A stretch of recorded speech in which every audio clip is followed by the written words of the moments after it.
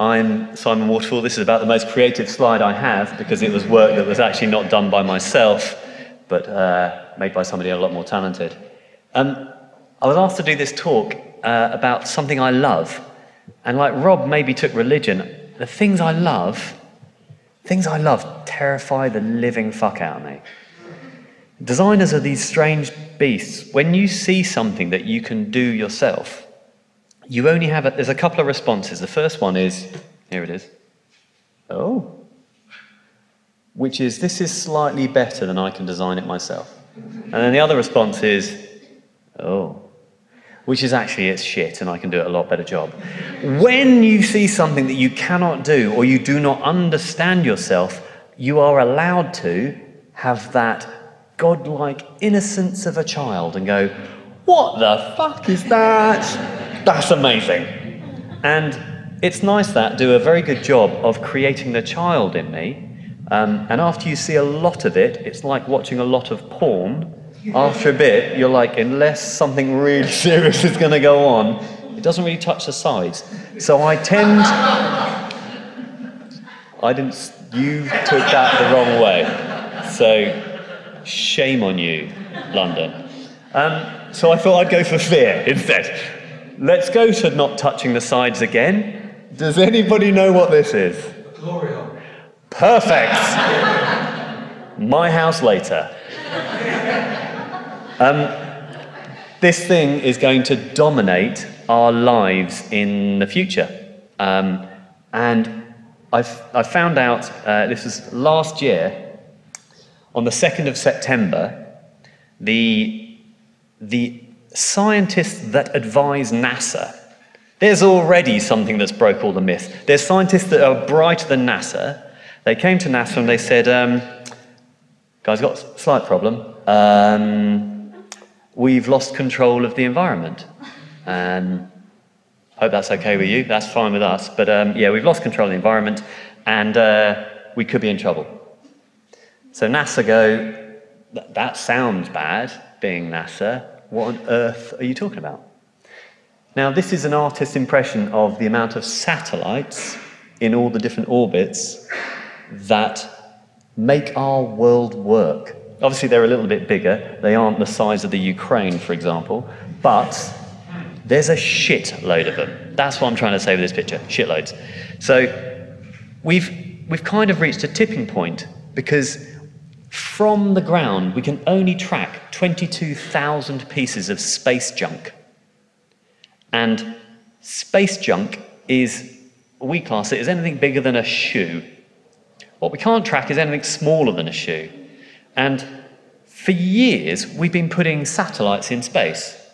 And we were doing fine until this one slight problem here with China.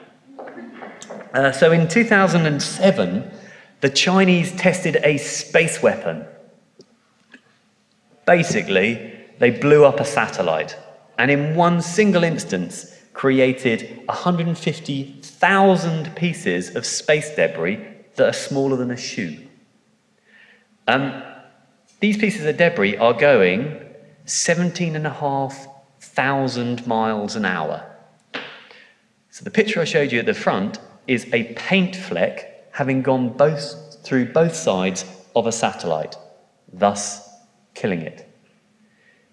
So that was in 2007. 2 years later, one of these paint flecks hit another satellite, created another 150,000 pieces of untrackable paint flecks traveling at subsonic speeds. And on the 2nd of September last year, the scientists went, that's it. We've basically lost control of the environment.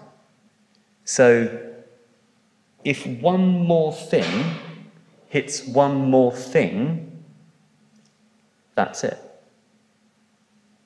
And I find that terrifying, but also, why am I drawn towards it? It's like poking a dead thing. You know, it's like, that could be really bad. Yeah, just poke it anyway. Yeah, okay. So we lose our banking, our tracking, our global infrastructure, basically the world as we know it. You could wake up tomorrow and every single satellite in all the different orbits are gone. He said, yeah. What do you think NASA's response to that was? What do you think they thought we could do? If you're digital, what would you do? Let's make a website. Yay! Has anybody got a clue? They haven't got a fucking Scooby. They have come up with ideas as the big mitt, which will catch the big mitt. Fly paper is another one that's being touted at the moment. So a long, sticky stream of thing. You're like, okay, there is a website with an email address. You can email them. They've got DARPA. They've got the best brains in the world trying to figure that out. So, it's not nice, but it allows me to do something else, which is a fresh start. It's like when people ask you to design things, design anything, how many projects have you ever had that come with completely nothing before it? It's always you're following something, it's got brand guidelines, it's got historical legacy. It comes with an enormous gallons and gallons of fucking paint that you wade through and you try and find the absolute innocence of it. Because the innocence of this picture, which is Goldilocks, who's actually basically a thief. When you look at it, she's stealing, and we celebrate it. You look at something with completely fresh eyes. You're enabled to do something that we've said at the beginning, allowed to go, do you know what? That might be a great idea. Do I love it or do I hate it? Is it better than I can do it or is it worse than I can do it? Fuck, we're all dead. Okay, let's do something else. And it gives you this terrifying realization that the one thing that scares most designers and scares me actually is a blank sheet of paper. So to tie back to our sponsors, as I'm neatly doing. Oh yeah, still got it. The most terrifying object in my talk is just basically a crumpled sheet of paper.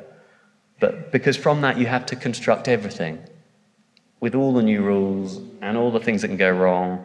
And it becomes really difficult to kind of reach out and touch people. So with that, I thank you.